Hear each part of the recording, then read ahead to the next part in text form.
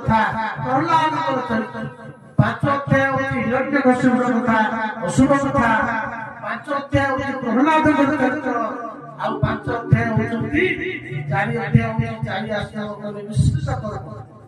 गृहस्थ ब्रह्मचारी गृहस्थ वानप्रस्थ सन्यास आउ गोटे अध्याय त्रिपुरासुर 15 अध्याय संस्कृत होती सप्तम बोले सुखदेव गोस्वामी पचारिले परीक्षित करे प्रभु आपण तो जिति कथा कहते सबुटी प्रायतः भगवान प्रभाव बोले प्रायतः देवता मान पक्ष नेबे दैत्य मान को मारी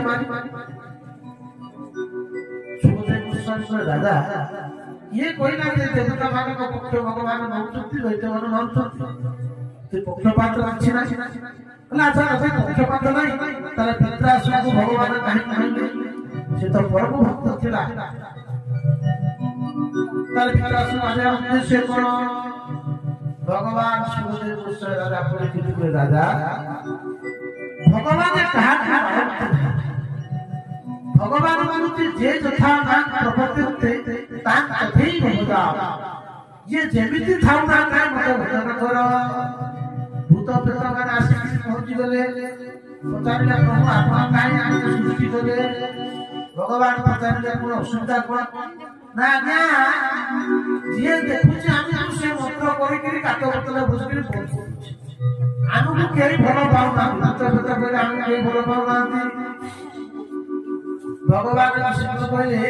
गोटे काम कर तुम मोर पार्श्व समस्त इच्छा शक्ति मान आसीगले प्रभु आपण आपण काय सृष्टि करे हमु केई भलो पाउना बोला जे देखला हम सृष्टि मान देला भगवान कहले तुम गोटे काम कर तुम मोर हार होई बुझे गली तो हार दैत्य मान आसी सृष्टिले दैत्य मान कहले गले प्रभु आमे हम तामसिक अवतार सृष्टि हेतिबा आमे हमरा हमरा कल्याण होबो केमति भगवान कहले तुम भोजन कर दैत्य मान कहले आमे भोजन करि पारि आमे तामसिक छाड़ी आ जदि तमे भोजन न करिबो ताहाले मो सहित सत्सु आचरण कर